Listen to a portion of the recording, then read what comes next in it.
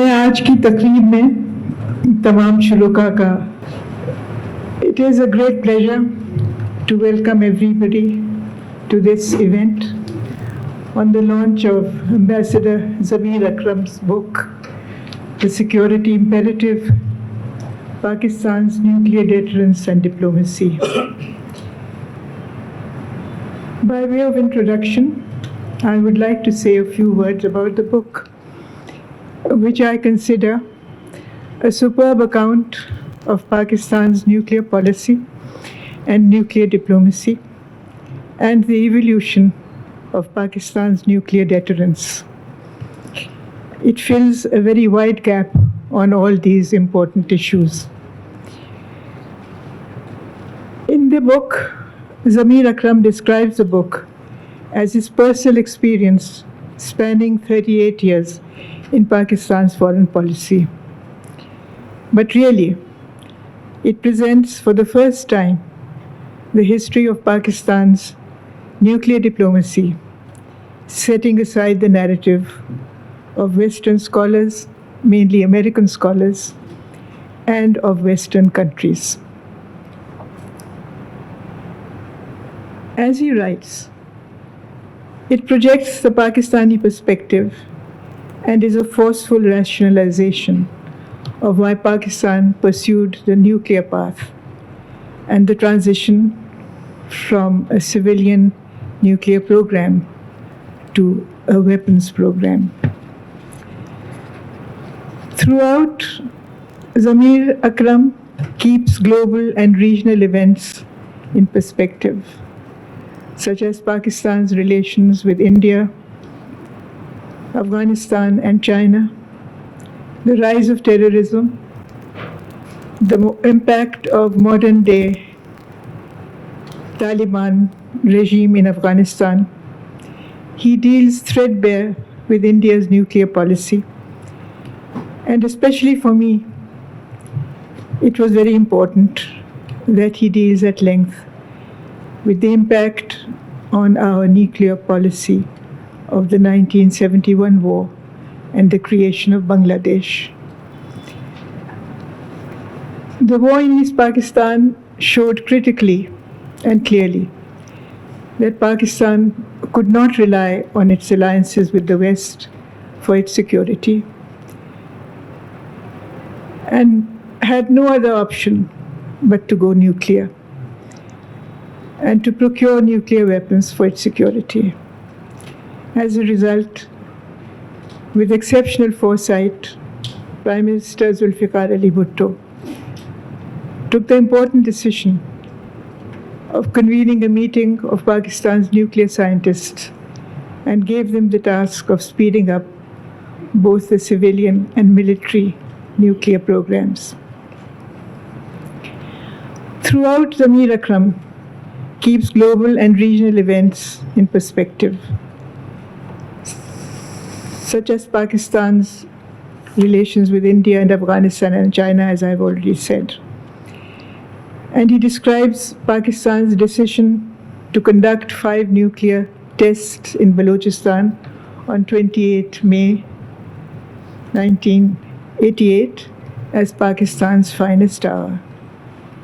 And he describes all the proceedings of the run-up to the decision to conduct nuclear tests. He also dwells on lost opportunities and betrayals, about which he will doubtless speak, and threats to nuclear installations. As we all know, Pakistan's nuclear program has been described as extremely safe, and it is under multi-layered safeguards. He will doubtless also let you know when certain governments succumbed to pressure. Above all, the book reads as an ode to Pakistan's diplomacy and the commitments and patriotism of its diplomats, warrior diplomats. As General Kidwai has written in his excellent foreword to the book, They fought on all fronts to protect and promote Pakistan's security interests. Munir Akram, Masood Khan, Zamir Akram, and many others. And then General Kidwai, as I said in his excellent foreword, has even called them wolf warriors, a term used by the West for outstanding Chinese diplomats. I will give only one example of that outstanding diplomacy, and that is that the commencement of negotiations on the proposed fissile material cut-off treaty have been for 2 decades successfully stalled by Pakistan's diplomats almost single-handedly, for the reason that it is not in Pakistan's security interest. Throughout his distinguished career, Zamir Akram kept notes during his various assignments, but he has since then consulted declassified official records, and he has conducted in-depth interviews with important persons in foreign policy, in the areas of foreign policy and nuclear diplomacy. I do not entirely agree with his assessment or his analysis of the current political turmoil in Pakistan, but that, after all, is not the crux of his book. I would like to introduce the author and the members of today's panel. Ambassador Zamir Akram is currently advisor to the Strategic Plans Division, Government of Pakistan. As Pakistan's ambassador and permanent representative to the UN and other international organizations in Geneva from 2008 to 2015, he played a leading role in disarmament, human rights, refugees, humanitarian affairs, trade and development, intellectual property, labor and health, among other issues. He had joined the Foreign Service of Pakistan in 1978 and served in many diplomatic missions in the former Soviet Union, India, the United States, where he served twice, and the United Nations again twice. He has dealt with many critical issues, including Afghanistan, nuclear, non-proliferation, arms control and disarmament, disaster response and recovery, UN reforms, counter-terrorism.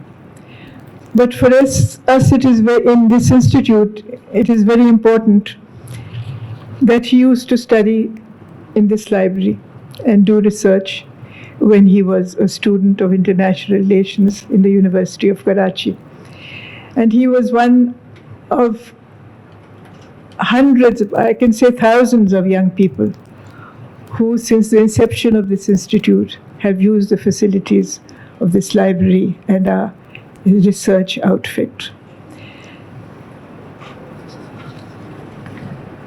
General Kidwai is one of the foremost well-known figures in the nuclear panorama of Pakistan.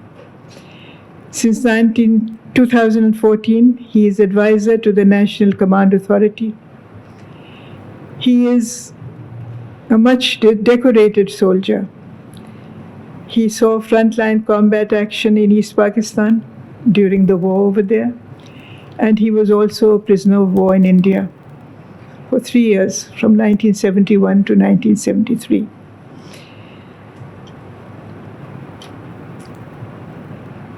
He pioneered the establishment of Pakistan's National Command Authority and was the founding Director General of the Strategic Plans Division, where he served for over 15 years and conceived and executed Pakistan's nuclear policy and deterrence. And he also oversaw the establishment of the Army, Navy, and Air Force Strategic Force Command, including the development and operationalization of a variety of nuclear weapons. He is the architect, moreover, of Pakistan's Civilian Nuclear Energy Vision 2050, which will provide Pakistan with 42,000 megawatts of electricity, and also of the National Space Program 2047. I remember his brilliant comments during our 75th anniversary conference, which we celebrated last year in December. And last but not least, the distinguished gentleman on my left, Senator Javed Jabbar, who is author, writer, scholar, filmmaker, media mogul, voluntary service provider, education and environmental affairs and national and global affairs expert.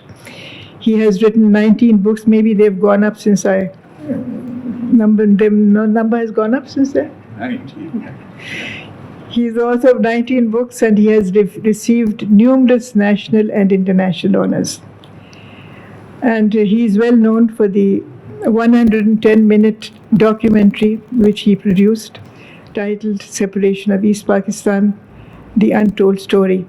But what I most was impressed was by his conceptualization of the concept of Pakistaniyat, which I thought was something absolutely novel. He has also been always, for a long time, since 1992, a member of the Pakistan-India Track 2 dialogue, known as Neem Rana. And lately, last year, he was chairman of the steering committee for the re-recording of the national anthem of Pakistan. And he helped to launch the new recording and video, which have been appreciated by all and sundry. He is a former senator. He was a member of the Senate of Pakistan. He was a member of the various cabinets of Pakistan, a federal minister holding many portfolios, including information, broadcasting, science and technology, petroleum, and natural resources and national affairs. He also co-founded the Social Policy and Development Center, Karachi. So I will first give the floor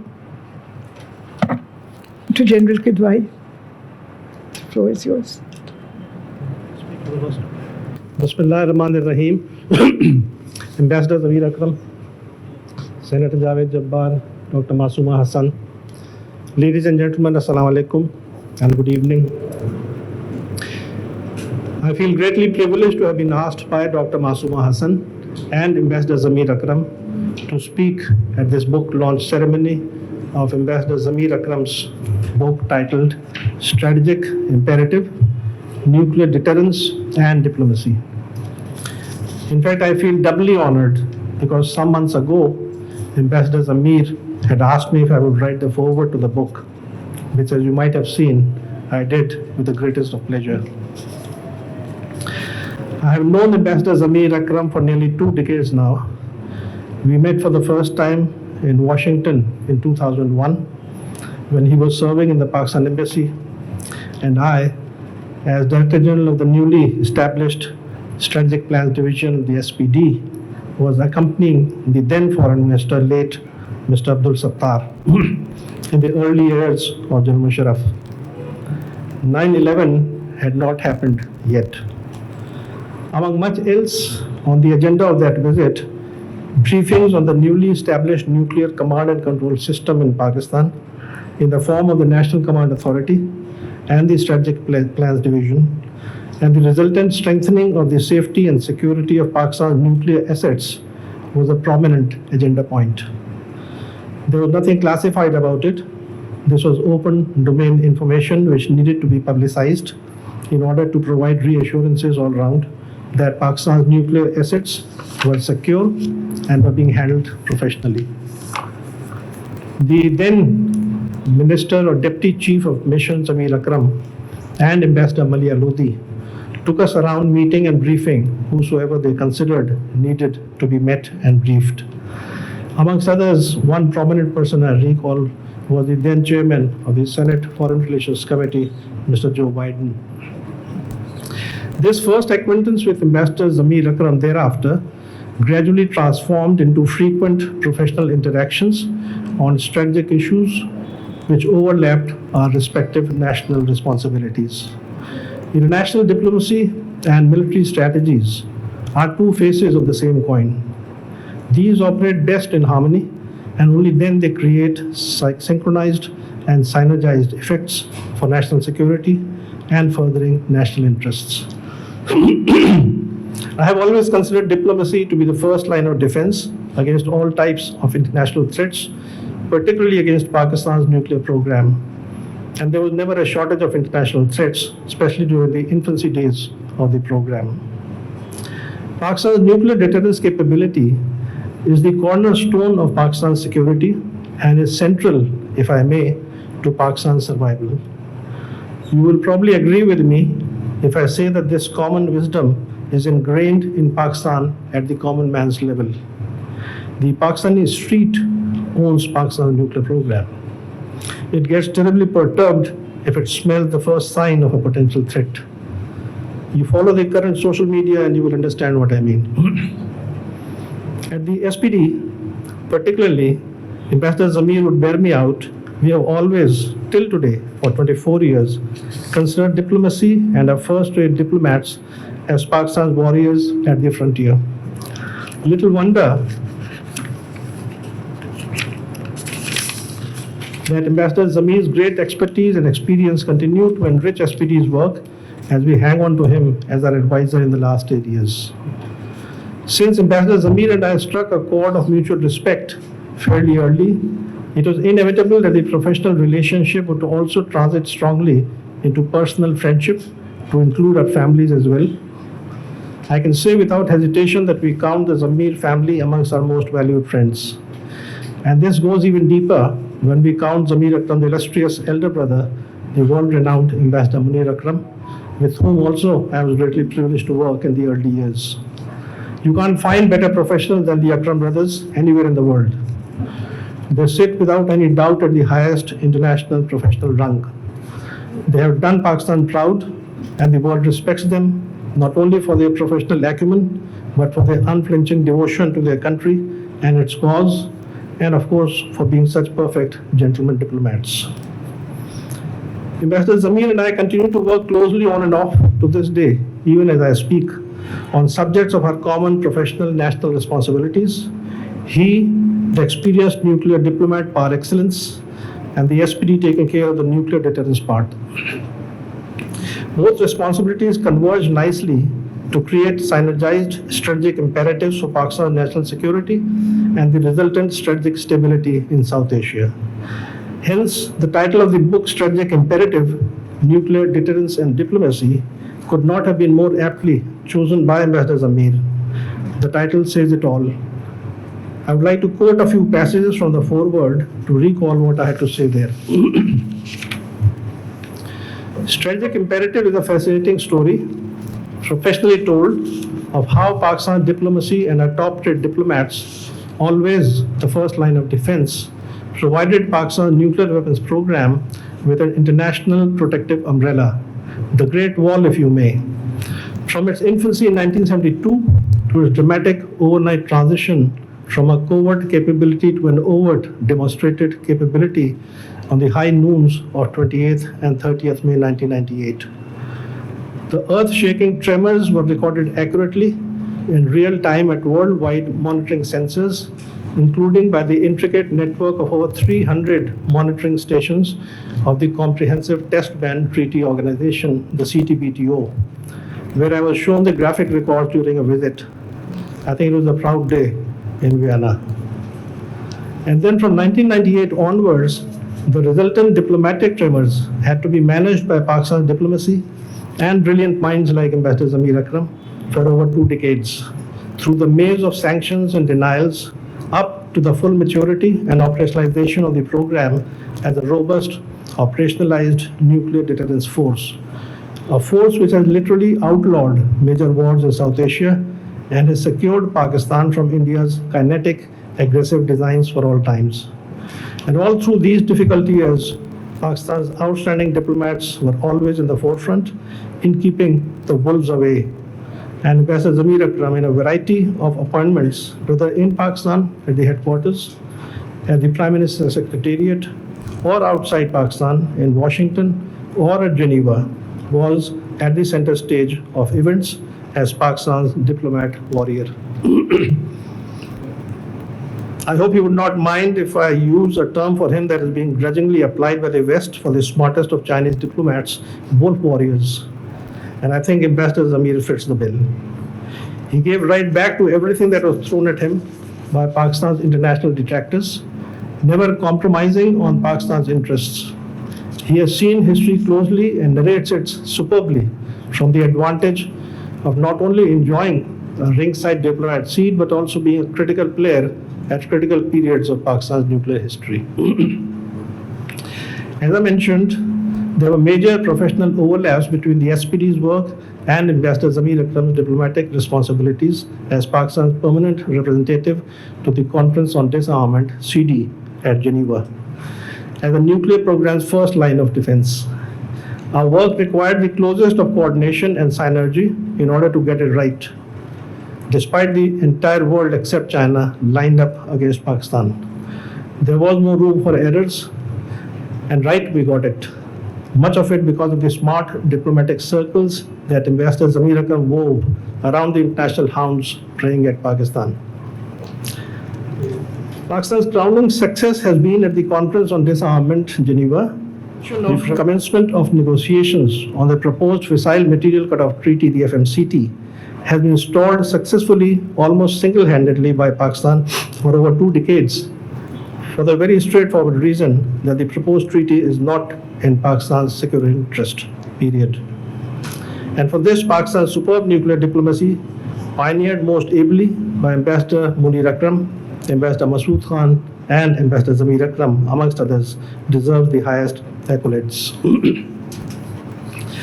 There was an entire gamut of strategic operational compulsions with India's military fast maturing, hard-hitting cold start doctrine and our linked need to produce adequate stocks of plutonium for our smaller nuclear weapons, not only in order to plug our inventory gaps at the tactical level, but to strengthen deterrence comprehensively. We needed time, lots of it, in terms of years. Besides, if Pakistan were to mindlessly succumb to international pressures and agree to the commencement of negotiations of the FMCT, the strategic consequences would have been catastrophic, strategically, militarily, and politically. That is why every single political government sitting in the National Command Authority has always given the clearance to keep the FMCT at bay. And Ambassador Zamir Akram's hand at Geneva thus stood greatly strengthened, and Pakistan's diplomacy never looked back and was that much robust for that. By 2011, the unquestioned national consensus that is the greatest source of strength for the nuclear program enabled Pakistan to transit to the policy of full spectrum deterrence while remaining within the broader contours of credible minimum deterrence. We had covered all bases: strategic, operational, tactical, land, air, and sea. And who shielded us from international pressures? Super diplomats like Ambassador Zamir Akram and his fellow professionals.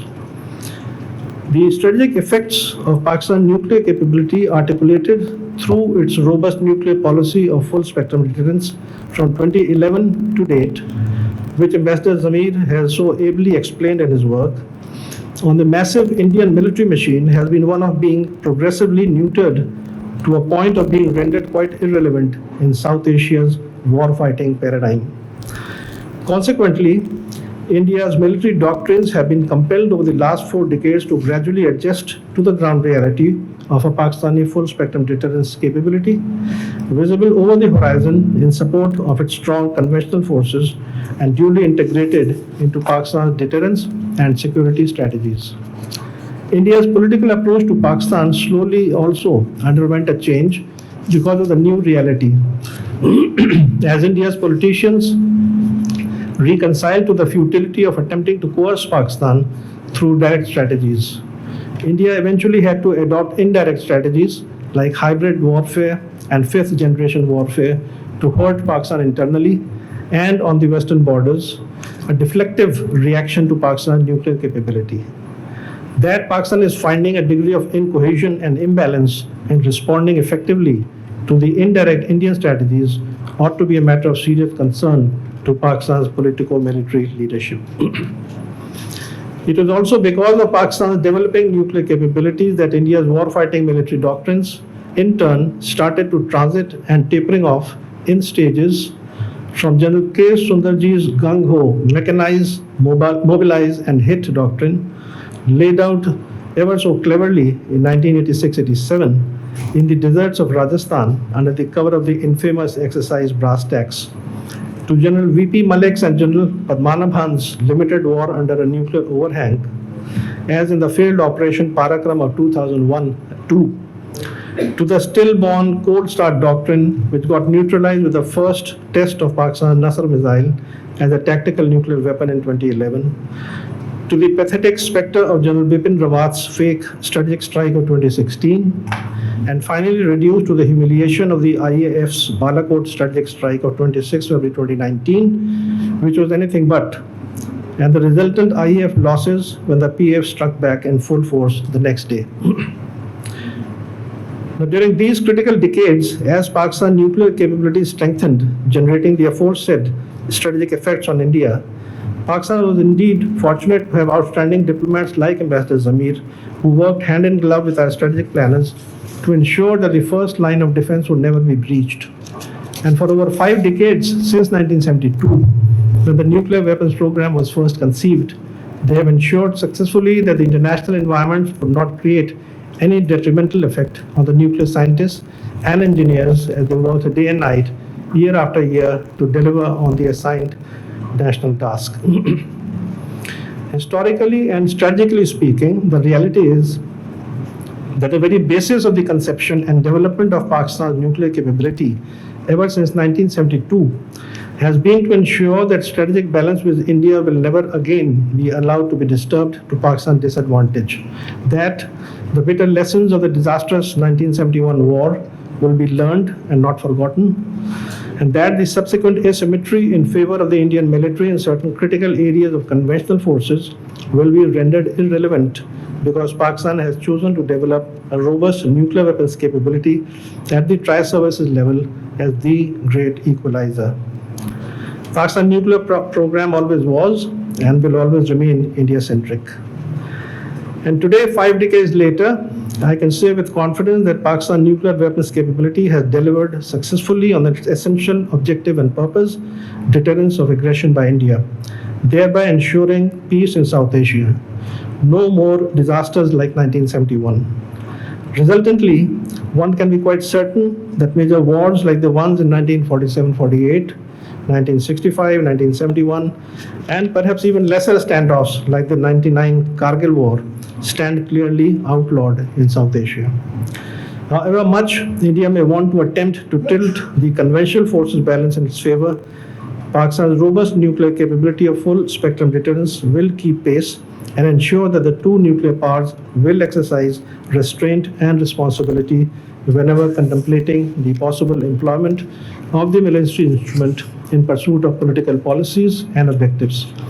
In my judgment, both India and Pakistan have absorbed the relevant strategic lessons of our relatively short history, especially post-1971. Prevalence of strategic stability in South Asia ever since is the outcome.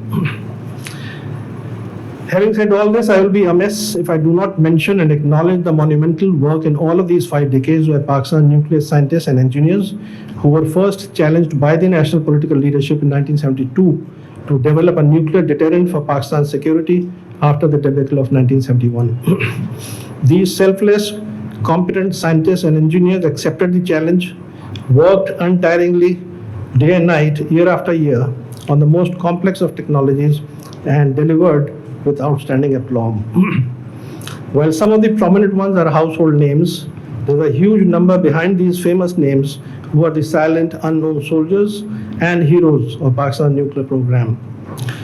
For the record, I would like to mention some of the prominent names while letting the silent, unknown ones remain silent and unknown.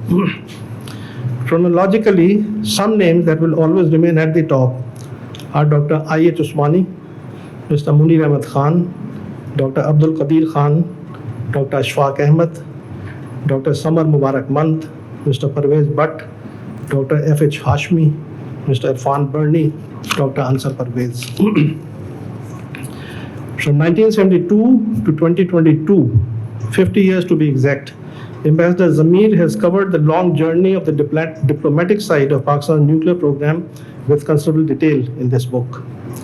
Development of the strategic deterrence and the supporting diplomacy worked hand in glove in all these years in the most integrated manner to produce successful results, culminating in the full spectrum deterrence capability.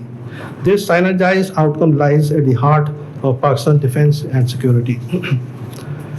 To sum up, all in all, strategic imperative, Pakistan nuclear deterrence and diplomacy is an excellent account of Pakistan's superb diplomatic maneuvers of almost the entire journey of the 5 decades of Pakistan nuclear program, linked events and interesting episodes along the way.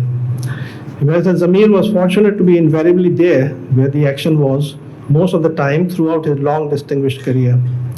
As such, the authenticity and factual accuracy of the diplomatic history of the program is assured.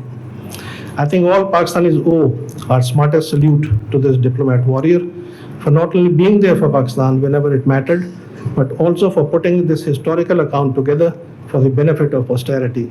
It is genuinely a valuable addition to an otherwise barren landscape. Thank you, Ambassador Zamir Akram, and thank you, ladies and gentlemen.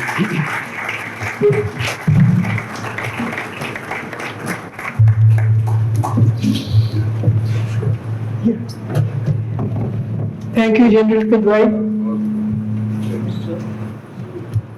Thank you, General Kidwai. You've talked about many scientists whose names are not known, and it is true. Many of them are unsung heroes. But I recall that when I was Cabinet Secretary, in the honors list, we did recognize many of those scientists. And they or their progenies, because some of them had passed away, were honored in the 23 March list, honors list. I also recall with great affection that stalwart, he was a stalwart, Dr. Ashfaq Ahmed, who was chairman of the Pakistan Atomic Energy Commission. He was my mentor in all nuclear matters. I learned a great deal from him. He used to come to Vienna to the meetings of the International Atomic Energy Agency's Board of Governors and General Conference. And he was very highly respected by the entire fraternity of scientists in Vienna. And now I would like to invite Mr. Javed Jabbar to take the floor. Mr. Javed Jabbar is a frequent speaker at this institute. He is a member of this institute. In fact, he is a frequent speaker in many institutions. Thank you so much. Bismillah ar-Rahman ar-Rahim, Dr. Masuma Hasan. Thank you for your customary but always refreshing hospitality. What a pleasure to be in your company and in the company of these two stalwarts to your right.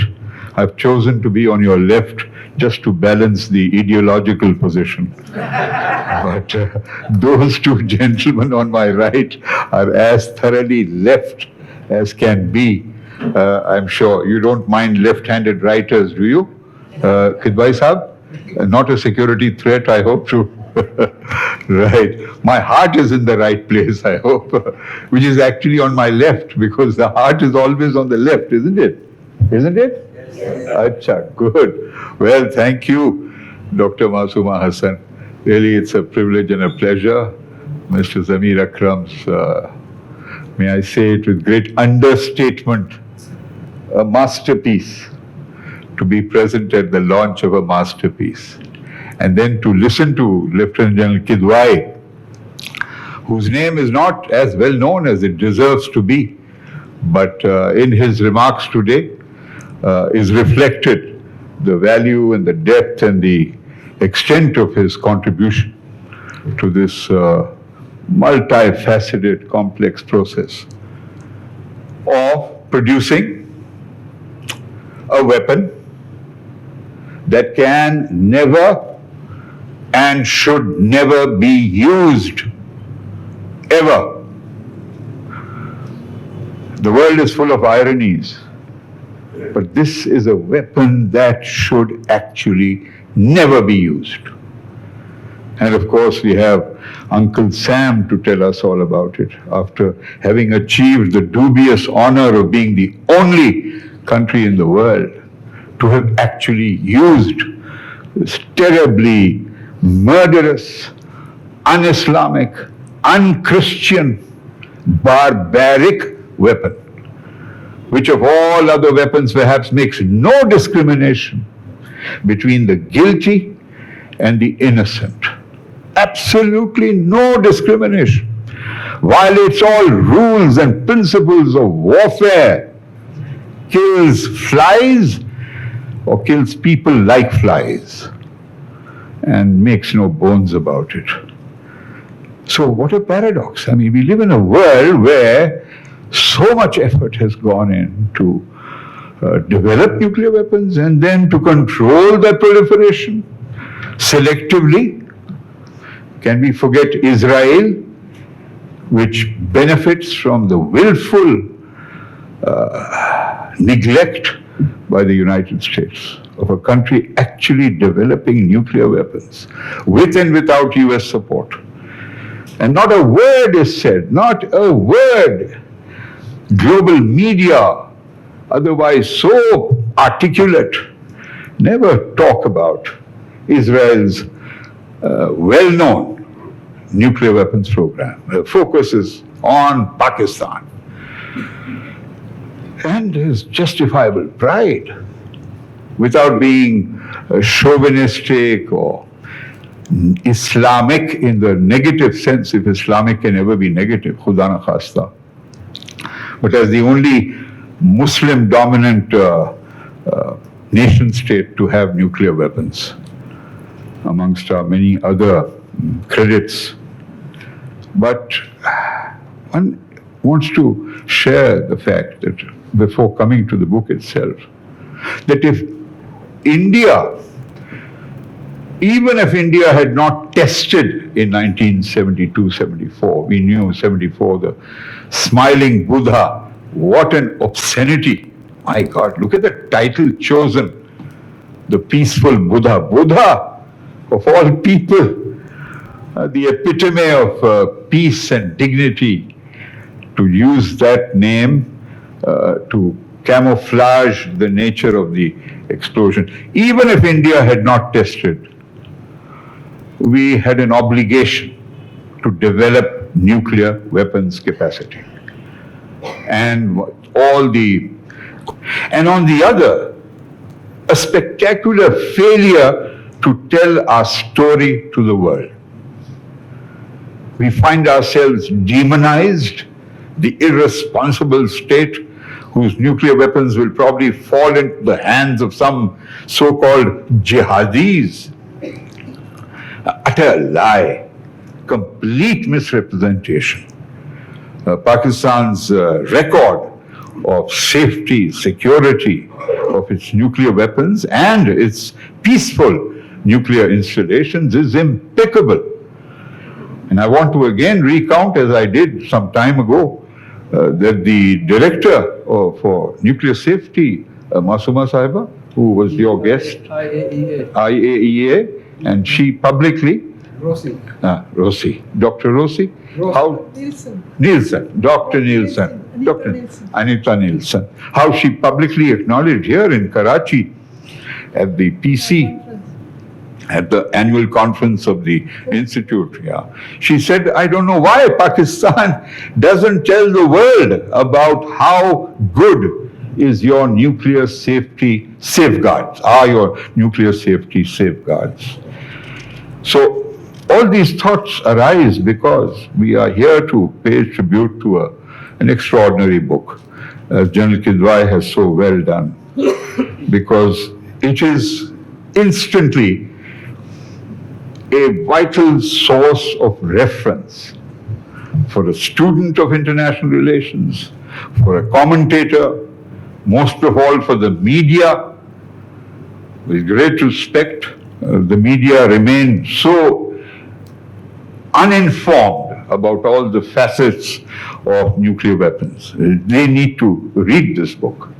Editors, publishers, and correspondents, and they would greatly benefit because Ambassador Zamir Akram has invested years of meticulous research and cited every document possible to substantiate whatever statement he makes. No emotive statements.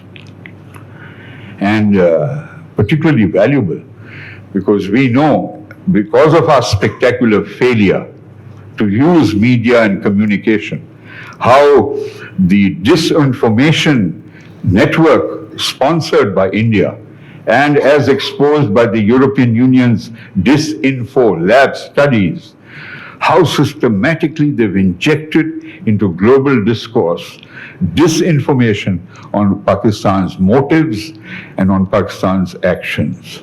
And this book brings out those truths so powerfully. What is also notable about this book is, excuse me,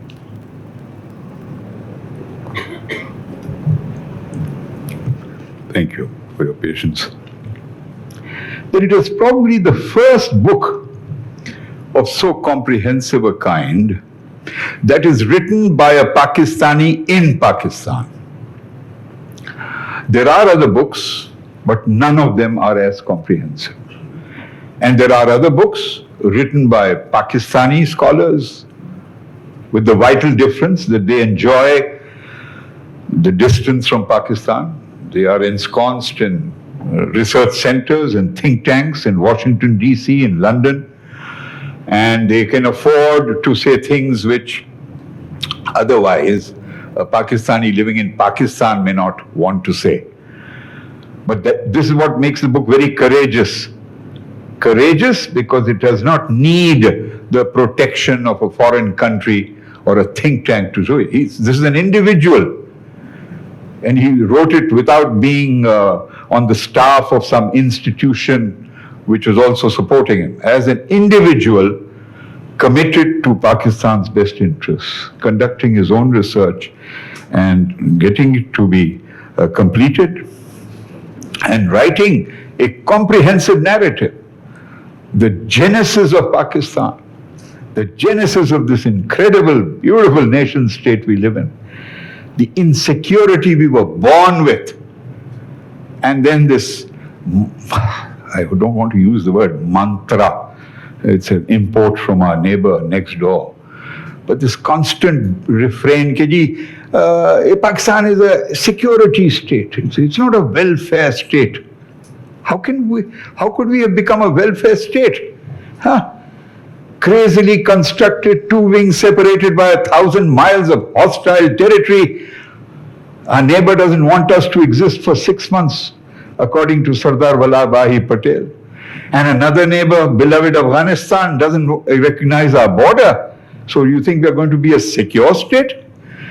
And then within 3 months, India transgresses into Kashmir. We go to war. So how can we become a welfare state with 10 million refugees pouring in? There was no alternative but to be a security state. We had to preserve our hard-fought independence, for whatever it's worth, all the mistakes and the blunders we made. This independence, however diluted by military dominance, however corrupted by other factors, politicians, worth preserving. So, this book points out why The security syndrome, the security imperative is part of Pakistan's genesis and identity. We shouldn't be, but that's the hard reality we live in.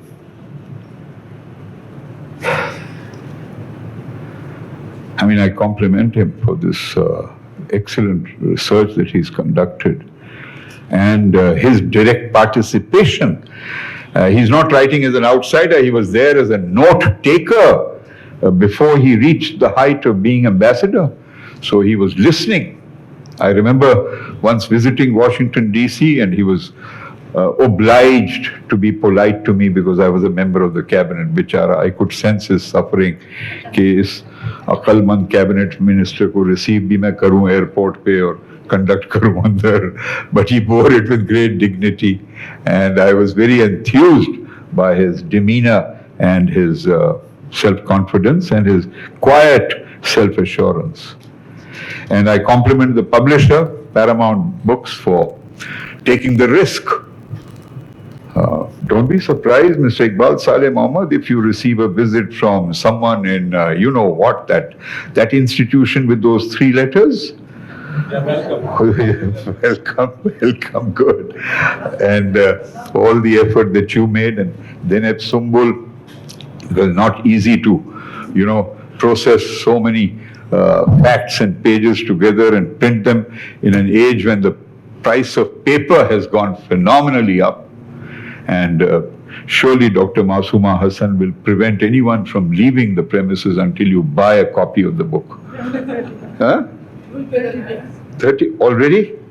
There is a stock. There are only 30? No. Each of them, I'm sure, has volunteered to buy the book as a compulsory part of this process. Huh? So, page 263 is charming, because Pakistan is defamed as the proliferator, that dirty proliferator of nuclear secrets, weapons, vagara, vagara. Page 253.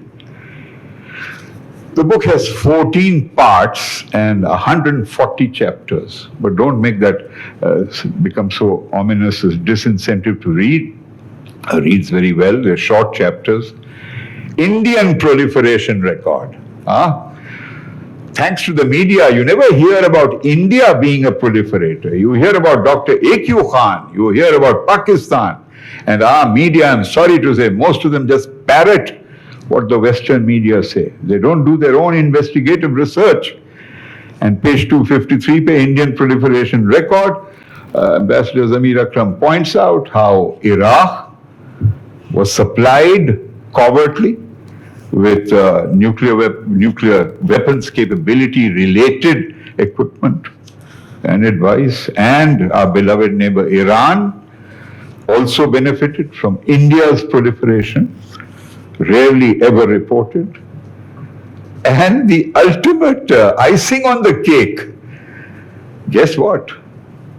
According to the US Institute for Science and International Security, very khatarnak iske initials hain, ISIS. Anything beginning with ISI is very dangerous, but ISIS has another connotation. It says, and I quote, that India was the unknown, quote, 4th customer of the A.Q. Khan's proliferation network. Wow, kya baat hai. I mean, we managed to benefit even India during our various excursions into proliferation. And this is the US Institute. US Institute was, and this was quoted also later, I think, by David Sanger somewhere. Anyway, but. So the book is full of these gems. Sorry? What about the American proliferation? The American, yeah. Sorry, I didn't mark that. There is that part about how America has helped proliferation. And then the section on nuclear discrimination, that also is a very, very relevant part which you've written on how discriminatory, outrageously discriminatory, the whole attitude has been to Pakistan. But the ambassador will do well. I just want to conclude with 3 pointers. One, General Kidwai has so well, and Ambassador and Dr. Masuma Hasan too has referred to the contribution of the respective chairman of the Atomic Energy Commission. I also want to add the very first chairman's name, Dr. Nazir Ahmed, whose name is not as well known as Dr. I.H. Usmani. He was the first chairman. But behind them and leading them or being led by them were these hundreds of scientists and engineers, the cream of Pakistan's talent. Some of them have been awarded and recognized. Many of them have not, and they didn't need it.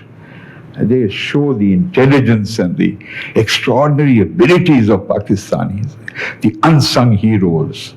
So much attention has been focused on one individual, but it is these people who built that basic physical, intellectual, scientific infrastructure on which then that final phase in which Dr. A.Q. Khan came and took it forward. So, extraordinary.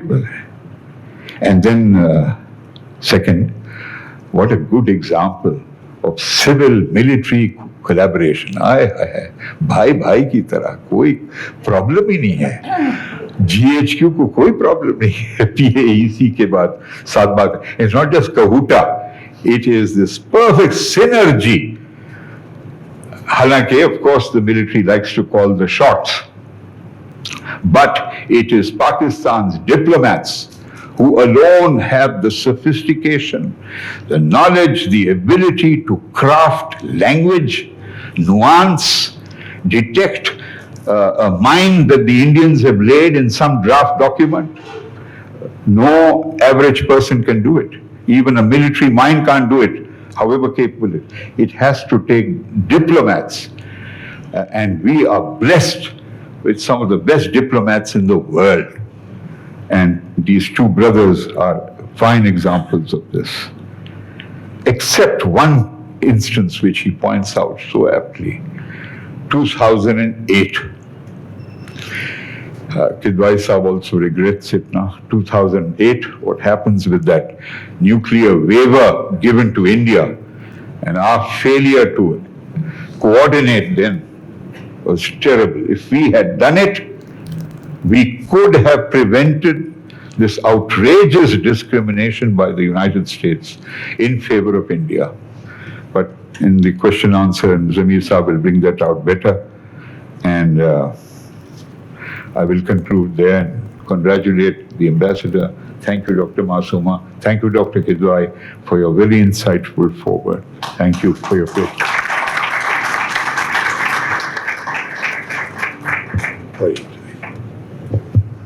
Thank you, Javed. And now I call upon Ambassador Zamir Akram to speak about his book.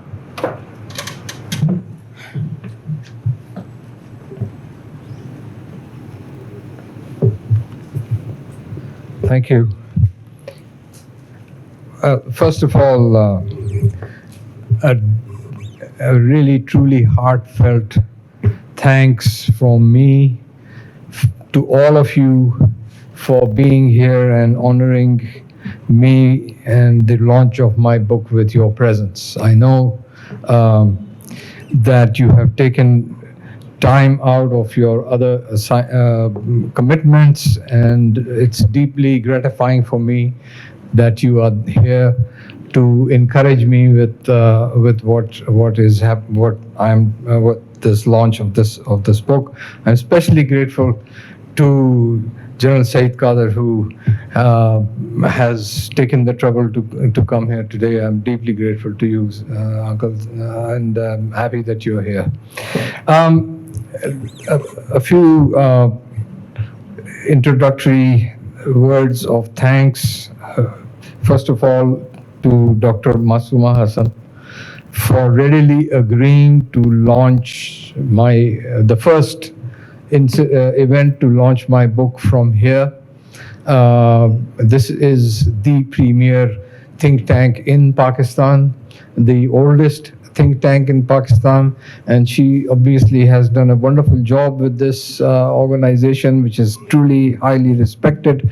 And so to have my book launched from here is an extremely great honor for me. So thank you so much. It is also the place, I must say, where I started on my career in the Foreign Service. In normal circumstances, this library has a very long table in the middle, and my favorite place used to be somewhere over there, and I used to always sit there, and for about 2-3 years I studied for my master's here, and then I studied for the Foreign Service here. So I have an emotional attachment to this institution, and it's fitting that after 38 years of service in the Foreign Service, the outcome of that service, this book, is being launched from this place. I am thankful to both General Kidwai and Mr. Javed Jabbar for their extremely kind words and their encouragement for me during my career and for having written this book. Their praise is truly welcome. I think it's not fully deserved, but it's certainly very welcome. I also want to thank my publishers, Paramount Books. Mr. Iqbal Saleh Ahmed is sitting here as his editor. Ms. Dineep Sumal is also here right at the back. And there is a story here which this is very important for many reasons. Of course, it's important because they have brought my book to be where it is today, and I deeply appreciate their cooperation. But I went to them at a time when it almost seemed that my book would never be seen in print. Because originally, I finished writing this book in early 2022.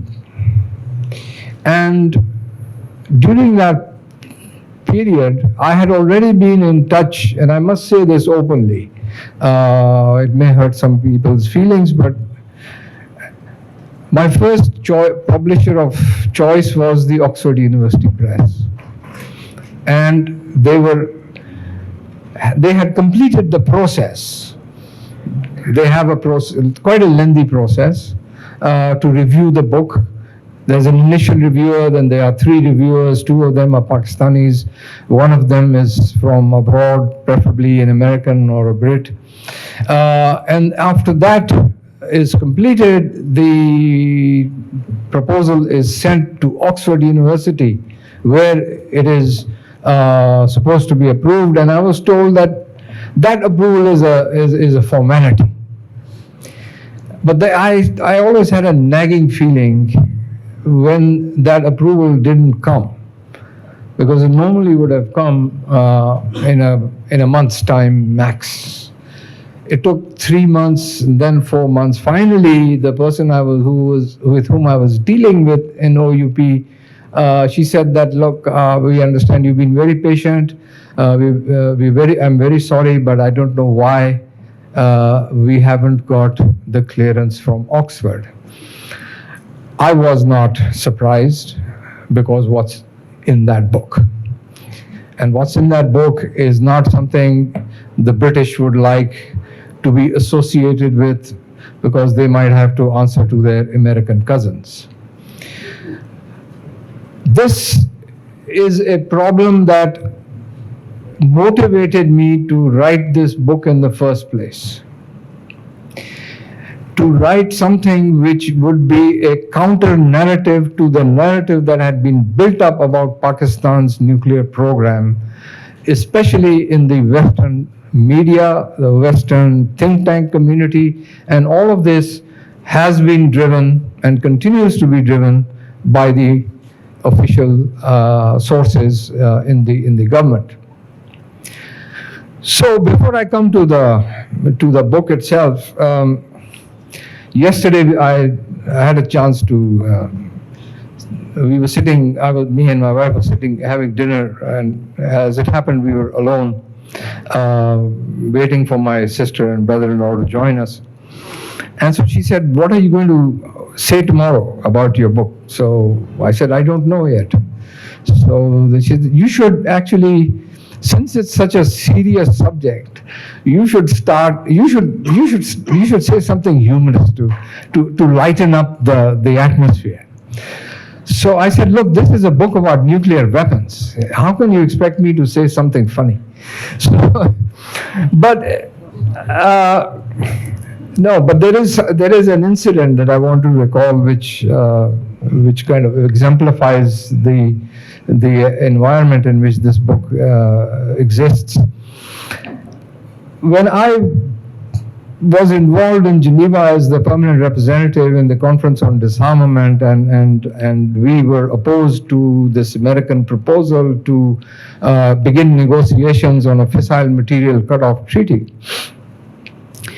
Several ambassadors before me, my brother, Munir, my elder brother, had been in the same post and same position, and at that time, the Americans were very interested in concluding another treaty called the Comprehensive Test Ban Treaty. At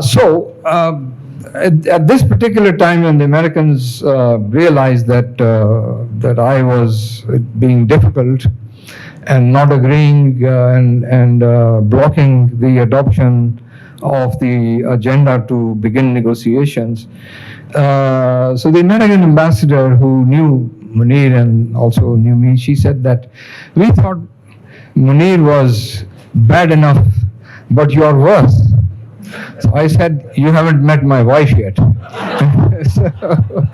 so that is something which she has been with me 38 years through my career, and she is a tougher diplomat than me. I mean, she's not even a diplomat. she can let people, she can put people. So as Mr. Javed Jabbar said, at the time of creation, Pakistan was obviously faced with a threat to its survival throughout our history. This has been an underlying problem, the quest for survival. And as long as we relied on conventional forces to ensure our security, or when we relied on external alliances, such as with the United States, that deterrence, that kind of deterrence kept breaking down. 48, 65, 71. And then, of course, in 1974, the Indians crossed the nuclear threshold, a position that we were already aware that they would do this, because even though Mr. Nehru and the other Indian leaders were making ambiguous statements, the statements coming from Indian scientists like Homi Bhabha and others were very, very clear. They did not mince any words. They were very clear that India must have at least the capability to make nuclear weapons if and when they wanted to do that.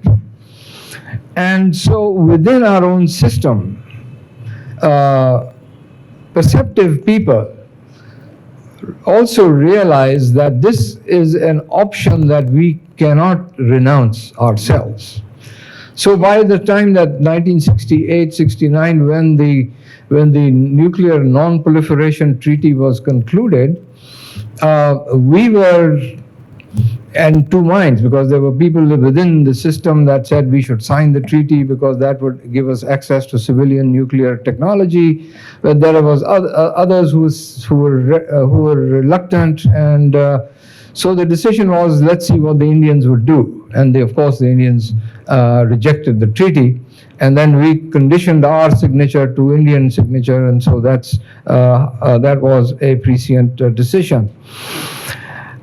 But the drive towards acquisition of nuclear technology in itself was something that needed foresight. And initially, I must say that some of the scientists that have been named, as it happened, the 4 scientists that laid the foundations of our nuclear program from the very beginning, from 1948 onwards. All 4 of them were from Cambridge University, and they came highly recommended to Mr. Jinnah by an Australian colleague, and who encouraged encouraged Mr. Jinnah to give these 4 scientists an opportunity to work. So the first nuclear facility was actually set up in Government College, Lahore, by these people. And then, of course, the other institutions came into being. The Pakistan Atomic Energy Agency was created. The PINSTEC, the Pakistan Institute for Nuclear Technology, the Research Institute, was created, and then so many others.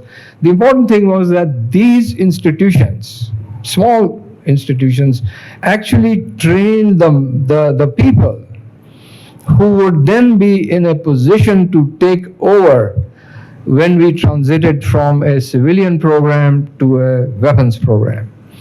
And for that transition, if anyone, single person, has to be given credit, I personally have no doubt that that one single person is Zulfikar Ali Bhutto. He may be a controversial person in this country today, but his role, if he had, I can safely say that if he had not been there, we would not have a nuclear weapons program. Perhaps we would not even have a nuclear program. But as Minister for Energy, and then as Foreign Minister, ably assisted by people like Aziz Ahmed Khan, Agha, and so many others in the Foreign Office, he argued relentlessly with President Ayub Khan and the Finance Minister, Mr. Shoaib, for funds for our nuclear programs, very initial beginnings. And then, of course, when he became the Prime Minister, and then 1974 also took place, the Indian test took place, and as the President, Prime Minister, the famous meeting that took place, you all know this, in Multan, where the program started. And the program had to be clandestine because the discriminatory part comes here, that when the Indians conducted their nuclear test, the impact of that actually fell on Pakistan. Because when the Americans adopted subsequently the Symington and the Symington and Glenn amendments, these amendments were time-bound. And the time-bound was after 74. So anything that happened before 74 was fine. So the Indians got a clean chit virtually. But anything anyone did after 74 was going to be put under sanctions. So there were actually sanctions that were aimed against us. The Indians, on the other hand, Mr. Kissinger at that time, Secretary of State, actually rejected a statement drafted by his juniors condemning India for the action and saying that criticizing India now will make no difference to the ground realities. We have to accept that India has crossed the nuclear threshold, and let's work with them now. And so they not only accepted the fact that the Indians had conducted a nuclear test by illegally diverting nuclear fuel from their Canadian-supplied nuclear reactor, the CANDU reactor, towards enriching and creating weapons-grade nuclear fuel. They not only did not criticize that, but the Americans continued to supply them with that same nuclear fuel. And that is something that which is completely unacceptable in terms of the kind of discriminatory behavior that was going on. I don't want to take a whole lot of time. I just say a couple of important things here. I think one of the things that that needs to be recognized is the contribution of our scientists and technicians and engineers who worked literally from scratch. And if you remember, there was this deal, the reprocessing deal with the French. And of course, due to the American pressure, the French canceled that deal. But by the time the deal was cancelled, enough of the blueprints and other documents had been received in Pakistan by our scientists, who then built their own nuclear facilities from those blueprints, because that was enough for them to learn how to do this. And that kind of learning, as I said, had existed. So that was the great advantage. The other thing that I want to emphasize, and this was kind of path-breaking, and that was the contribution that was, okay. So Bhutto basically, knowing that there would be a lot of pressure, and so he pursued the nuclear program on dual tracks. One, as you know, you can make nuclear weapons with highly enriched uranium or with plutonium. The easiest course, the most common course is plutonium.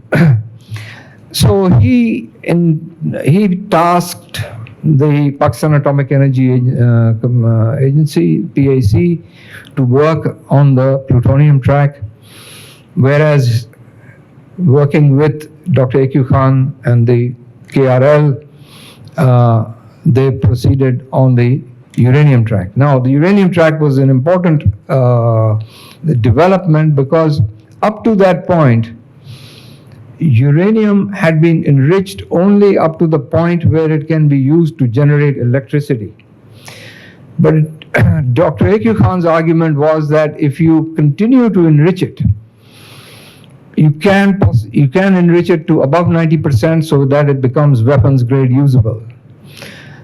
And a lot of his scientist colleagues basically said that this is not going to work because these centrifuges, what they call this matka technology, because the centrifuge is like, you know, a matka where you make yogurt. So the same principle. So if you use high precision centrifuges, they will not succeed in producing weapons grade, but it did. And so, though General Zia-ul Haq had given this assurance to the Americans that we will not conduct a nuclear test, but we did conduct in 1984 two cold tests, one using fissile material that was uranium and the other which was plutonium, and both those designs worked. I mean, those designs, had they have that material inside, would have been a bomb. But the enrichment, it was demonstrated that you could enrich the material. So this is the kind of role that our scientists have played. And of course, the protection of the facilities. That was something that was done by the armed forces, by the army, by the air force, and at times there used to be these. If those of you remember living in Islamabad, you could very frequently hear jets flying over the sky around. We used to call it the Kahuta Patrol, because it was meant to deter any attack on Kahuta, the labs. And then the book details also about how the Indians and the Israelis were conspiring to attack these facilities. At one point, the Americans were on board, but then since they needed our help in Afghanistan, the Americans pulled the Israelis out. The Indians decided they were still going to go ahead.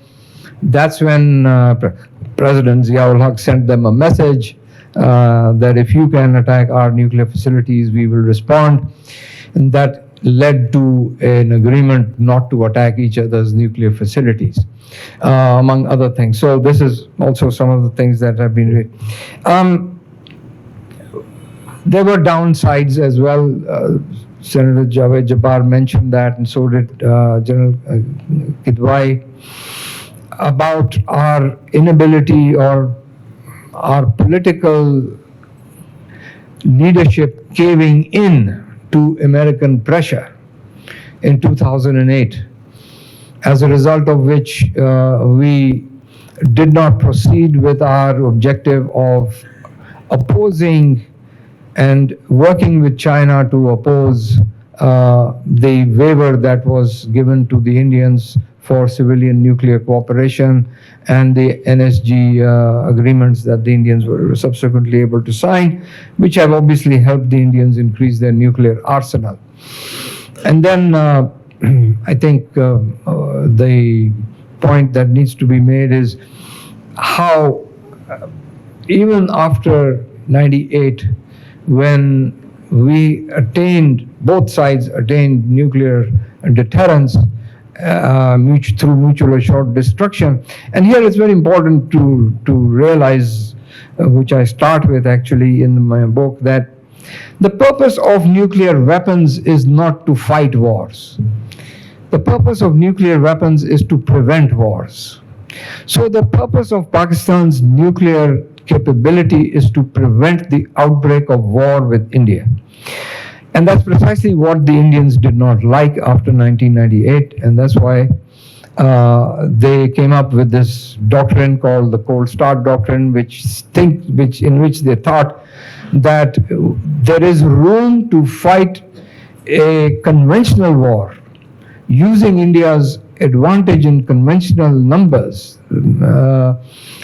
under Pakistan's nuclear threshold.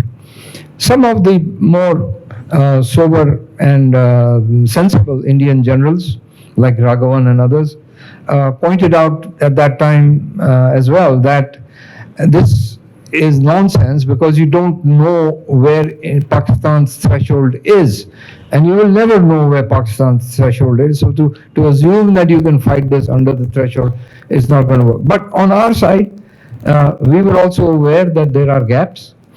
The huge big gap is that if, God forbid, there is an attack, say, on Lahore or on some other part of Pakistan through this cold start conventional attack, are we going to use our big, huge nuclear weapons that can destroy entire cities in response to that, or are we going to do nothing?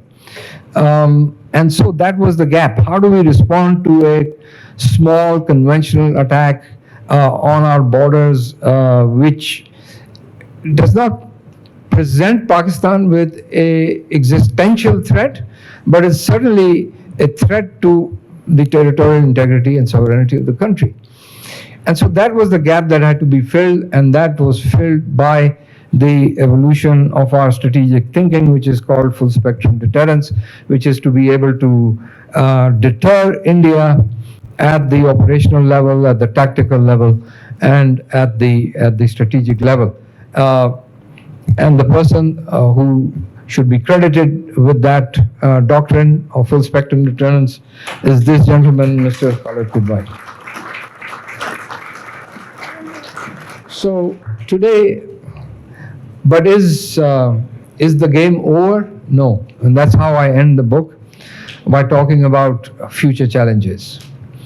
So the challenges there are, Afghanistan is a challenge, and US, India is a challenge. But I think the most important challenge for Pakistan is the evolving technology or the evolving use of high tech in warfare. Cyber war, space war, artificial intelligence, all of these things, even biology, use of biotechnology and all this, these are all sciences and technologies that are being adapted for use in warfare. And that is the biggest challenge. And this is a challenge that we are facing today at a time when we are facing an economic crunch. And that is, I think, one of the biggest problems, because unless we have the money, I don't say that we should, and I write this in my book, I do not recommend that we match India weapon for weapon, number for number, but at least in terms of weapons that can bring a qualitative change. Cyber weapons can bring qualitative change. Space weapons, satellites that can basically disarm your entire decision-making apparatus on the ground. And the Indians have the capability now with their ASAT test, the anti-satellite test. They can destroy any satellite in space that may belong to Pakistan. So unless we have the same technology, there will be no deterrence. And similarly in artificial intelligence, and there's a lot of work that's been going on in artificial intelligence. So in the qualitative edge, that is where we need to be spending our money in order to ensure continuing credibility of our nuclear deterrence. So I'll end here. There's a lot in there, in that book, but not enough time for that. Thank you.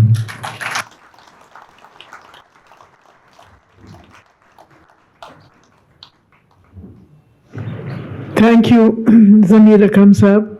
Will the panel take questions? Bismillahirrahmanirrahim. Dr. Masuma Hasan, I would like to speak in Urdu because most of the people sitting in the audience, they are the best writers and best speaker on television. So I take Urdu as my mother tongue, and I put question to Zamir Akram Sahab and Kidwai Sahab. Kidwai Sahab को मैं इसलिए जानता हूँ कि जब Kidwai Sahab को sword of honor मिला था तो इनके वालिद साहब जो थे वो PIO थे, प्रिंसिपल इंफॉर्मेशन ऑफिसर कराची में, और मेरे मेंटोर थे। तो और इनकी वालदा जो थी वो टीचर थी। तो हमने छोटे से फ्लैट में इनकी जब sword of honor मिला था तो हमने केक काटा था। आपको गालिबन याद नहीं है, मैं वही अब तो बूढ़ा हो रहा हूँ लेकिन वही मैं हूँ। दूसरी बात मैं आपसे अर्ज़ कर रहा था कि ज़लमे खलीलज़ादा ने जो बात की है कि पाकिस्तान अपने आप को हिंदुस्तान से जो मुकाबला करता है तो अपनी इकोनॉमी को देखें, इकोनॉमी कुछ भी नहीं है, लीडरशिप भी नहीं है। तो आप मुझे बताइए कि जब आप पास खाने को कुछ नहीं है, आप भीख मांगने जाते हैं और आप समझते हैं कि आपके एक न्यूक्लियर डिटरेंस की वजह से जो है वो आप अपने आप को कायम रख सकते हैं, तो सोवियत यूनियन भी तो टूट चुका था ना, उसके पास भी तो बहुत बड़ा आर्सेनल था। तो मैं ये सवाल आपसे कर रहा हूँ कि जब आप पास इकोनॉमी कमज़ोर है, आप पास लीडरशिप नहीं मौजूद है, तो आप किस तरीके से अपने आप को एज ए स्टेट आप सर्वाइव कर सकते हैं? ये मेरा सवाल है। Thank you very much. Thank you very much for the recall of the earlier आपने बैकग्राउंड बताया। Thank you very much for that. There is no arguing with what you are saying. इसका काउंटर व्यू फ्रैंकली नहीं हो सकता। जेब में पैसे नहीं होंगे तो आप क्या कर लेंगे? तो पॉइंट इन प्रिंसिपल आप बिल्कुल सही कह रहे हैं।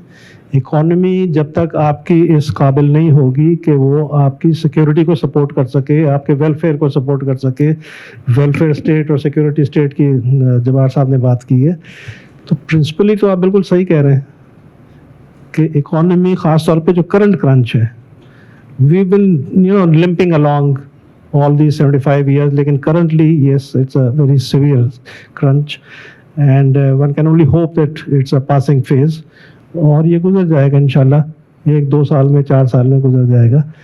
and yet एक ज़माने में भुट्टो साहब ने कहा था कि this nation will eat grass but we will make the weapon। Ji wherever, but it's a famous quote। तो it's a question of prioritizing। Priority, Jabbar साहब ने कहा है कि सिक्योरिटी स्टेट होना ज़रूरी है बिकॉज पाकिस्तान की एनवायरनमेंट कुछ शुरू से ऐसी रही है, लेकिन इकोनॉमी होना एब्सोल्युटली लाजमी है, स्ट्रॉन्ग इकोनॉमी, उसके बगैर nothing moves. So I couldn't agree more with you, I will leave it at that. जी, मैं आपको किताब के हवाले से ये कहना चाहता हूँ कि किताब में मैंने ये चीज़ लिखी है, खुद लिखी है। आखिर में जो चैप्टर है उसमें कि न्यूक्लियर एटमी ताकत से नहीं आ सकता है, तो जो हमारे माशी मसाइल हैं उनका तो हल हमें ढूंढना होगा, वो एक अलग चीज़ है। I just wanted to ask you, what is the contribution of the private sector in the development of nuclear weapons and also of the POFs and other institutions? Well,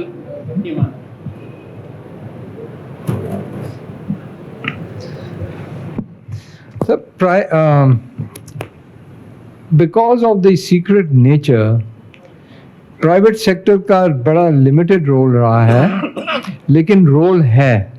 ख़ास तौर पे जो when we were pursuing a program which was clandestine, we needed companies, front companies and private sector companies to acquire material or acquire equipment which normally is known as dual use equipment for whatever. So these were some private companies that worked in the program to help.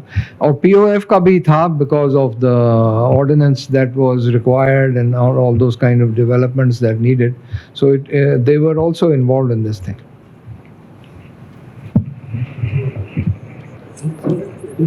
I'll just add something to जो आपने कहा था. Strictly speaking, like he said, there's a state organizations which have worked on this. Pakistan Atomic Energy Commission and the KRL primarily, उसके बाद NESCOM and Suparco in some ways. So essentially, the front face has been the state enterprises. But let me add कि इनके पीछे there have been a private sector working, a very quiet private sector. For example, we are familiar with this triangle, Wazirabad, Gujarat, Sialkot. यहाँ पे ऐसी छोटी industries हैं जिन्होंने बहुत सी चीज़ों में आउटसोर्स करके या लेके PAEC को KRL को चीज़ें सप्लाई की हैं. ये भी एक किस्म के अनसंग हीरोज़ हैं. Similarly, यहाँ लांडी में, कुरंगी में, things that the scientists wanted at a very quick phase, they had an idea, they would go to a very small, ironmonger के लोहार के पास, किसी के पास कि ये जाके ऐसी चीज़ बना दो, the man would produce. तो वो private sector, informal private sector का without being advertised उनका छोटा मोटा रोल रहा है, but some of the parts that they made were critical. और अगर आप private sector में आगा हसन आबदी को भी शामिल करें या आप उनको सेठ आबिद को शामिल करें, these are people who have worked silently. So उस सेंस में प्राइवेट सेक्टर ने सपोर्ट किया है बहुत ज़्यादा. मुझे पता नहीं ये सही है या नहीं, लेकिन उस ज़माने में हम सुनते थे कि जिन कंपनीज ने ये क्रिटिकल पार्ट्स बाहर से इंपोर्ट किए थे उनको वेस्टर्न कंट्रीज या पावर्स ने ब्लैक लिस्ट कर दिया था. पता नहीं सही है, अब भी करते हैं. और कोई सवाल? विंस्टन चर्चिल in 1954, जिस ज़माने में ये डेटरेंस की टर्म नई आगे आई थी, he said that safety will be the sturdy child of terror and survival will be the brother of annihilation. So keeping that in mind, where will deterrence be going to in lieu of the emerging threats? You just mentioned, and namely the biological threats, environmental, climatic, and of course the economic threats like FATF, IMF, they too will become threats in the coming day. And then the new weapon systems like online-based systems, artificial intelligence. Do you think nuclear deterrence will remain a subject after 10 years, or it will just be obsolete? In so far as nuclear weapons are concerned, there is something known as a non-proliferation treaty, which means that only 9 countries around in the world out of 190 have this capability. The rest have voluntarily given up this option. So there is this kind of, then there are so many different ways where we are able to manage or responsibly behave as nuclear weapon states. Opinions may differ, but certainly even today in, say, Ukraine, neither side is willing or intends to use nuclear weapons. Even in the Pakistan-India case, neither side is willing to use nuclear weapons. So nuclear weapons are weapons of deterrence. Like I said, they are not meant to fight wars, they're meant to prevent wars. Even if war breaks out, you don't want to escalate to a point where you get to nuclear annihilation, mutual nuclear annihilation. But this technology, artificial intelligence, cyber warfare, these are first of all, unregulated. There is no law that controls them.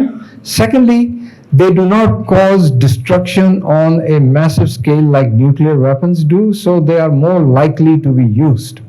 I mean, for instance, we have been trying during the last years that I spent in Geneva, we were trying very hard to have a convention on what is called lethal autonomous weapons, basically robots.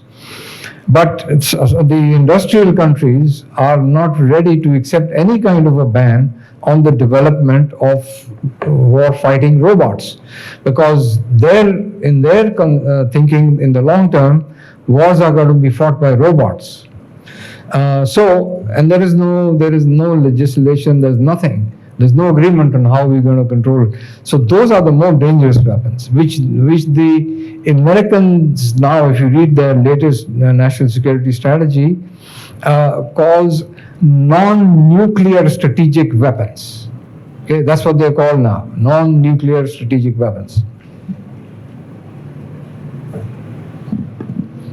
Ji, I'm Mehreen Khan, and I had the honor and the pleasure of working with Zamir Saab in the Prime Minister's Secretariat almost 15 years ago. First of all, congratulations on the book. I'm proud to know you have written it. My question is that earlier this week we saw the Finance Minister openly and officially declaring on the floor of the Senate that the IMF bailout package had been tied to Pakistan giving up its long-range missiles. Is there any precedent for this, where openly financial aid has been tied in this way to Pakistan rolling back or giving up its nuclear weapons? And how do you view this? It certainly doesn't seem to bode well. Well, so if it is true, then this will certainly be the first time that such a demand is being made by the IMF. But I'm not entirely convinced that the IMF has made that specific demand. Now, having said that, I do know that the US has consistently and even now has been asking us not to produce or not to develop missiles that have a range longer than the current Shaheen 3, which has a range of 2,750 kilometers. So that is their demand. That's what they want from us. But we have not given them any such assurance that we will not do that. I'll just add to this, जो ground reality है, ये statements क्यों दिए गए? एक दार साहब ने दिया Senate पे, this is just 2 days ago, and it was followed by or preceded by the Prime Minister's statement within a few hours. एक situation build up हो रही थी for the last 2 months, खास तौर पे एक तो सबके जहन में तो ये हमेशा से है, 50 साल से है. In an ideal world, Pakistan should not be a nuclear power. और किसी भी सिचुएशन में roll back freeze roll back ये मंत्रा चलता रहा है. बट जो इमीडिएट मोटिवेशन था इन दो चीज़ों का, वन वाज के about a month plus ago mister glossy DGIA he had come to Pakistan on a very innocent visit, I would say. 2 साल से उसका इनविटेशन पेंड हुआ था. चेयरमैन PIEC ने उसको इनवाइट किया हुआ था, और इससे पहले वाले भी जो थे जापानीज अमानो, वो भी पाकिस्तान का विजिट कर चुके थे. इनका क्लासिफाइड वेपन साइड से कोई ताल्लुक नहीं है. They are purely for looking at things for जो पीसफुल पर्पसेस के हैं. न्यूक्लियर पावर प्लांट्स हैं, एग्रीकल्चर है, मेडिकल सेंटर्स हैं वगैरह, न्यूक्लियर रेगुलेटरी अथॉरिटी है. बिकॉज जो इसमें पीसफुल साइड के IAEA गाइडलाइंस हैं वो सारी दुनिया फॉलो करती है, जो न्यूक्लियर टेक्नोलॉजी को फॉलो कर रही है on the peaceful side. So coming of a DGIA to a country, it's a proud moment. हमारा जो ट्रेनिंग सेंटर है उसको उसने डिक्लेयर किया, he use the best of words, हर चीज़ की तारीफ़ें की उसने.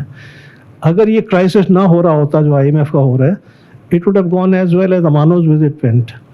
लेकिन अनफॉर्चुनेटली वो लिंक हो गया IMF नेगोशिएशंस के साथ, वो टाइमिंग उसकी ऐसी हो गई. And therefore because of the timing, you know, social media went crazy बस ये भी आ गया, इसको ये भी दिखा दिया, इसको ये भी हैंड ओवर हो जाएगा, इसको वो भी हो जाएगा, ये चेक करने आ गया, 2 दिन के बाद IMF गया तो ये वापस आ गया, that kind of a thing. So उससे बहुत ही नेगेटिव एक तासुर जनरेट हुआ था उसके विजिट से. फॉरेन ऑफिस ने दिया एक clarification, but it was too late, 6 days too late. The second was senator Rabbani ने एक अपने कंसर्न जाहिर किया, वो भी सोशल मीडिया पे फैला, जिसमें उन्होंने ये इनिशिएट किया कि क्या आप IMF के साथ न्यूक्लियर प्रोग्राम को लिंक कर रहे हैं. सो अब ये 2 चीज़ें ऐसी एक्यूमुलेट हो गई थी जिसको क्लैरिफिकेशन की ज़रूरत थी. And therefore IMF, of course, like he said, we are not party to what is going on between the finance ministry and the IMF. हमें नहीं पता इन अंदर की क्या कहानी है, लेकिन yes, Americans have been after us for the long time. ये 50 साल से सिलसिला चल रहा है. जो आपने कर लिया उसको हजम, जो आपने आगे की सोच रहे हैं उसको ही मत करें. सो ये अप्स एंड डाउन जो हैं भुट्टो के ज़माने से चल रहे हैं, ज़िया के ज़माने से चल रहे हैं, गुलाम इसहाक के ज़माने से चल रहे हैं. And governments have faced it's ups and down. Strategic direction change नहीं हुआ है, टेक्टिकल अप्स एंड पॉलिसीज़ में एडजस्टमेंट्स करती रही हैं गवर्नमेंट्स. तो इस दफ़ा भी चूँकि ये अब लिंक हो रहा है इस प्रिकेरियस इकोनॉमिक सिचुएशन के साथ, लिहाजा it was necessary that the government went and record to take a position कि इसके ऊपर कॉम्प्रोमाइज़ नहीं होगा कम वॉट में. सो इन दोनों को आप इस कॉन्टेक्स्ट में देखें, एक ग्रोसी के विजिट के साथ और दूसरा सेनेटर रब्बानी के क्यूरी के या लेटर के साथ जो उन्होंने लिखा था गवर्नमेंट को कि आप एक्सप्लेन करें, आप ये करने लगे कॉम्प्रोमाइज़ नहीं करने लगे. So that is the context in the background to it. Otherwise IMF के साथ इसका कोई मेरा ख्याल रिलेशनशिप नहीं है. Is there any question from this side of the house? From this side? अस्सलाम वालेकुम सर. सर मेरा एक सवाल है विद अ कमेंट. जैसे आपने मेंशन किया कि वुल्फ डिप्लोमेट्स, तो अब इस तरह जो आजकल हमारा जो सोशल मीडिया है, I think they should be called hyenas, कि हमारे जो शेपर्ड्स हैं, वुल्व्स हैं, जो प्रोटेक्शन के लिए खड़े हैं, उन्हीं को बाइट कर रहे हैं.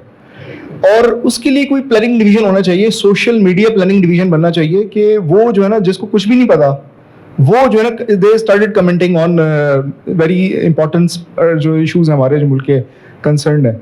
तो अगर एक तरफ तो हम बहुत आगे हैं और दूसरी तरफ बहुत पीछे जा रहे हैं, तो उसके लिए सर मेरा है कि आपके you are at the that helm of affairs, और उसमें आप कर सकते हैं और उसके लिए कुछ करना चाहिए सर आप. That's it. So, Zamir, you've been talking about the challenges in the last part of your book, and I think they're very real challenges. What you have mentioned, space warfare and the rest of it. And you've been in the UN for quite a while. So what is the UN doing about it?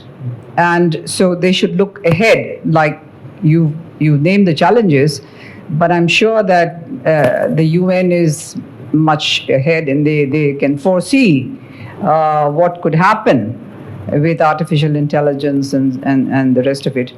So what kind of laws and regulations is the United Nations planning to bring in, or are they planning at all? Are they thinking about some kind of limitation to the rights of nations to use such material?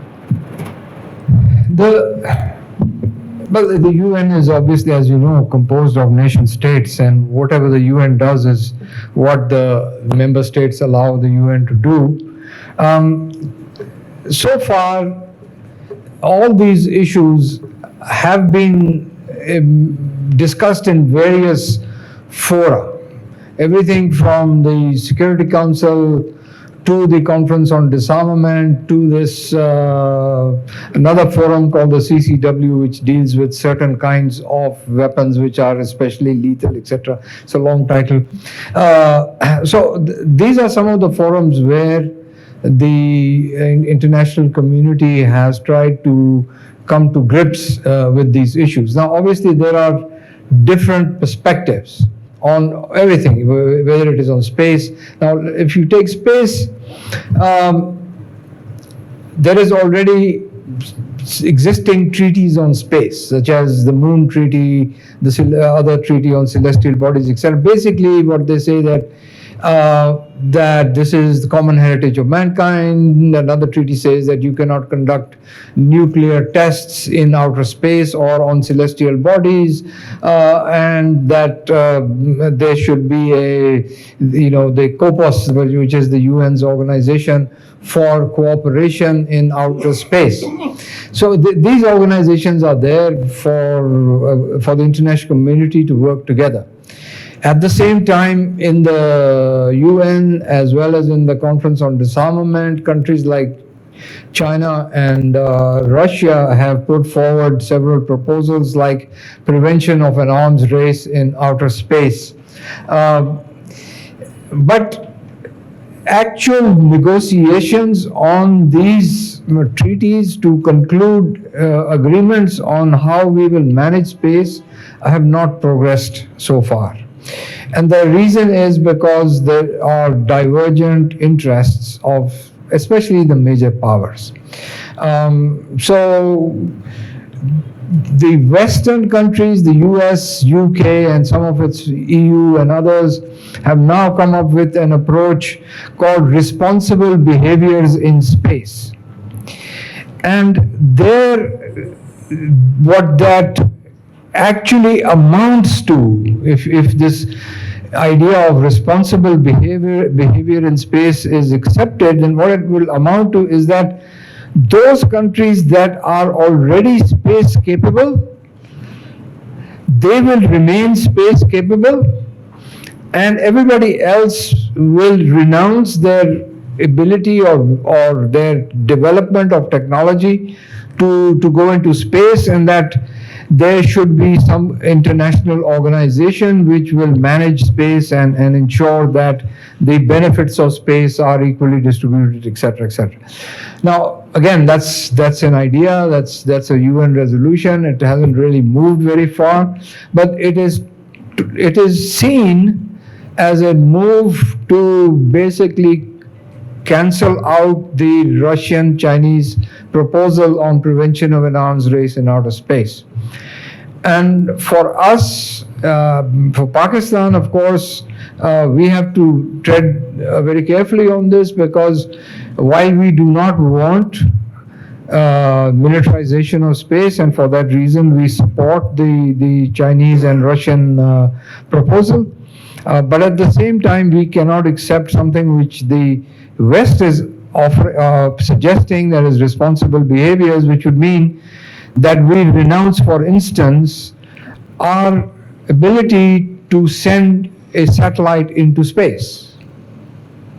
Because according to their scheme of things, that would be the work of either an international organization, which obviously they will control, or some kind of commercial enterprise like this businessman, whoever is doing this, I forget his name. Elon Musk is doing this. So we have to be very careful as to what we agree to. Either we all agree that space should not be militarized, or that then everyone should have the right to have the ability to explore or to use space for their own interests. अस्सलाम वालेकुम। आज तक तो पाकिस्तान बहुत कामयाबी के साथ nukes का दिफा करता आया है। रियासत पाकिस्तान भी और कौम ने भी बहुत कुर्बानियाँ दी हैं इस प्रोग्राम को कायम रखने के लिए। लेकिन अभी जो करंट पॉलिटिकल कियोस चल रहा है और जो इकोनॉमिक कंडीशन है पाकिस्तान की, खुदा ना खास्ता अगर पाकिस्तान एक फेल्ड स्टेट बनता है तो हमारी क्या स्ट्रेटजी है और न्यूक्स का क्या मुस्तकबिल होगा? Thank you so much. We are, God forbid, not going to be a failed state. We are an ailing state. And there are many states that are ailing. The nature of the state is under challenge in many states across the world. We have such a basic commitment to stay alive. The people of Pakistan, even if the state edifice, God forbid, crumbles, the people of Pakistan will not ever give up being Pakistanis. And that's the greatest defense. That's the greatest defense. We don't... Thank you. My name is Dr. Iram Khan, and I wanted to raise a point and reply to the gentleman over here who actually raised a very important point. I think the answer would be psychological warfare. I don't know why it is not utilized more. I wish there were a better word for it. I think there's propaganda, there is white propaganda, black propaganda, and I think America, India, Korea are three of those places that have really utilized that particular area. Just wanted to add that. I could be wrong, but it's worth putting forward that opinion.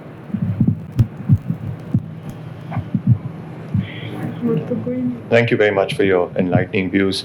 I'd like to take you back to the year 1999 and the Kargil crisis. And some analysts at least have suggested that Kargil represents a failure of the nuclear deterrent. Because when given the choice between retaining our gains on the Kargil heights or risking a conflict across the international border, the choice was made to de-escalate. General Musharraf subsequently suggested that it was a political failure. I would like to, of course, invite your views as to what Kargil represents. Does it represent a situation where the assumptions based on which a nuclear deterrent comes into application were simply not there? Okay, so to understand, I mean, to respond for me to respond to your question, you have to understand the purpose of nuclear weapons.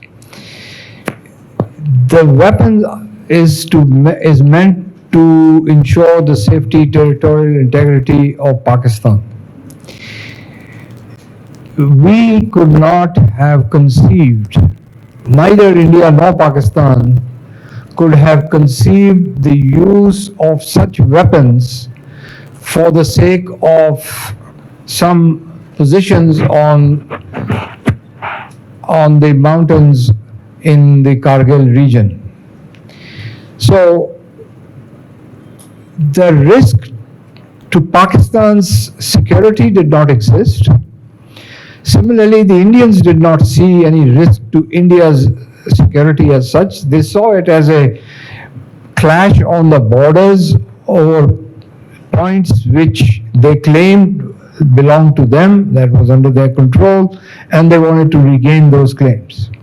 So that at no point was the nuclear issue or the nuclear option evoked or by either India or Pakistan. So it was not a nuclear crisis, if you will. The more pertinent question would be about the standoff between India and Pakistan during 2001-2002, from December to 2001 to about October, November 2002, when the Indians first mobilized on our borders, and then Pakistan counter-mobilized, and there was a standoff. At that time, because this did constitute a potential threat to the security of Pakistan, there was nuclear signaling, and that nuclear signaling took place by some of the comments that were made by some of our diplomats, and as well by President Musharraf. And the important thing to note is that that kind of nuclear signaling worked, because it was after that kind of nuclear signaling that the Indians agreed to de-escalate and to withdraw from the Pakistani front lines, and then we did the same thing. Of course, some other countries like the United States also played a role. I could recount a conversation between General Powell and General Musharraf, but since ladies are present, I don't think I'll do that. I'll tell you privately what he said. You can tell us at tea time. Well, who was the sinner in that? Musharraf or Powell? Sorry? Who used the bad words, Musharraf or Powell? No, Powell used it about himself. He said he was carrying us, he was carrying the S out of us. So please, don't do this. Well, before I wrap up this session, I want to ask the panelists if they would like to say something. Would you like to say the last word? Javed? He said what I have to say. On this issue, sorry, very briefly, on the issue of the chaos and the anarchy of social media, the European Union has taken steps which are more tangible and potentially productive than the United Nations. It's a very difficult subject to regulate. One sign is that at the moment, the United States House of Representatives is completely bereft of capacity to properly identify the problem posed by artificial intelligence and how to regulate it. There was a very useful report the other day in the New York Times where they barely counted two legislators in the United States who have some modicum of capacity. So legislative capacity is far away, but the European Union, interestingly, is showing the way. And a lot of work needs to be done. How do you prevent this regulation from interfering with freedom of speech? And freedom of speech there, as you know, is completely unbounded. They can use four-letter words for their profit and call that freedom of speech. And the rest of the world can never even think of that kind of freedom of speech. So to be able to arrive at globally acceptable common norms and standards for free speech through social media is a far cry. Very painful negotiations and understanding and accommodation, and then the flexibility for each country or region to adapt according to what it suits its own culture and its values. But the effort is worth making. Well, I will now wrap up this session. It's very interesting, very insightful. I will say even a very fascinating session. And I want to thank the panelists, General Kidwai, Javed Jabbar Sahab, and of course, the author of this absolutely superb book, Ambassador Zamir Akram. I won't even try to summarize what has been said in all its dimensions, except to congratulate all three of them for making the audience so much wiser about Pakistan's nuclear program and nuclear diplomacy. और आखिर में मैं ज़मीर अकरम की नज़र एक मिसरा करना चाहती हूँ हकीम नासिर की एक शेर का। हकीम नासिर हमारे मुल्क के बहुत मकबूल शायर थे और वो मिसरा यूँ है कि मुझको शायर तो बनाया है कलंदर कर दे। ये है कि मेरा हर शेर पढ़े लोग दुआ की मानिंद, मुझको शायर तो बनाया है कलंदर कर दे। और इसके साथ आप सबका भी बहुत बहुत शुक्रिया कि आप तशरीफ़ लाए और इस तकरीब को इतनी अहमियत बख्शी, इज़्ज़त बख्शी। बहुत आपका शुक्रिया। नीचे चाय पी के जाइएगा।